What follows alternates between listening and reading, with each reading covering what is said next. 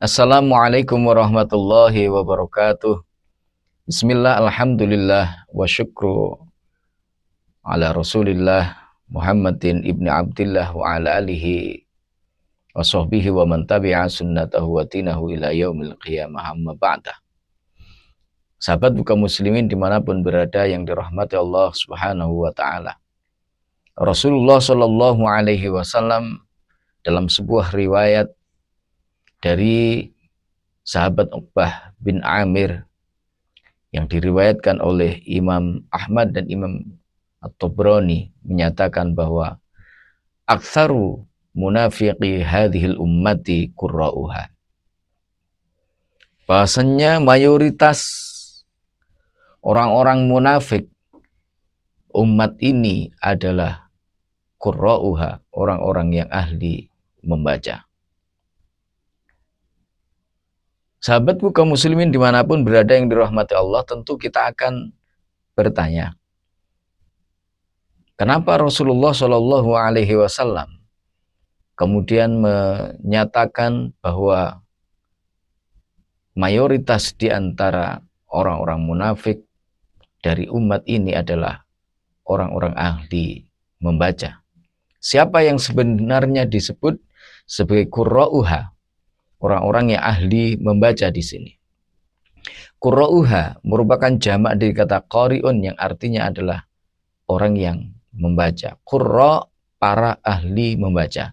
Artinya orang-orang yang telah banyak bacaannya.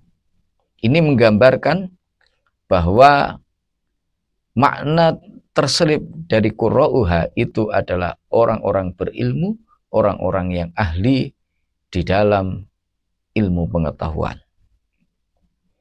Ilmu pengetahuan yang dimaksudkan di sini bukan hanya ilmu umum, tetapi ilmu dalam arti asyumul, yakni ilmu keseluruhan. Bisa jadi qurra'uha orang yang telah ahli membaca Al-Quran. Karena orang yang banyak membaca Quran, banyak mengkhatamkan Al-Quran, dan banyak memahami tentang isi Al-Quran, itu bisa juga disebut dengan qurra'uha.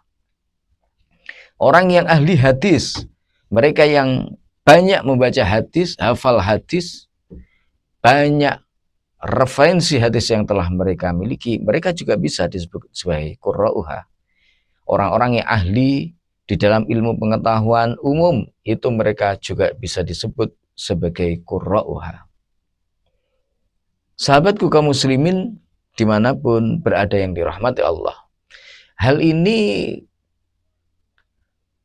memberikan pelajaran kepada kita bahwa ilmu itu penting, akan tetapi ada yang lebih penting daripada ilmu itu, yaitu mengamalkan ilmu itu sendiri. Bagaimana ilmu itu kemudian diamalkan dalam kehidupan sehari-hari dan dimanfaatkan dalam kerangka untuk mendekatkan diri kepada Allah, dalam kerangka untuk taqarruban ilallah.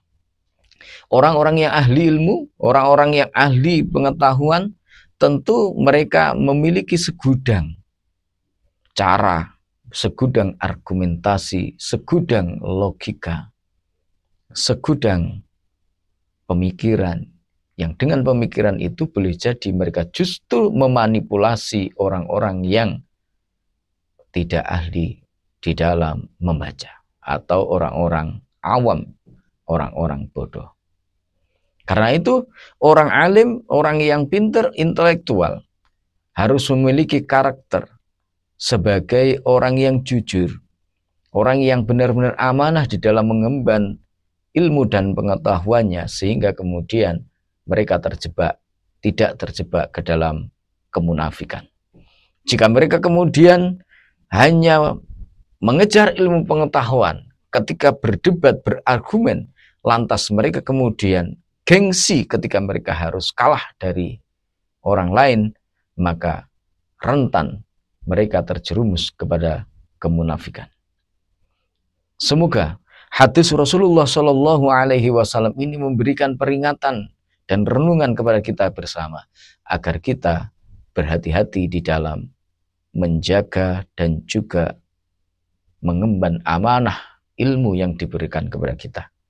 Semoga kita semuanya mampu menjadi orang-orang yang jujur di dalam mengemban ilmu yang kita miliki.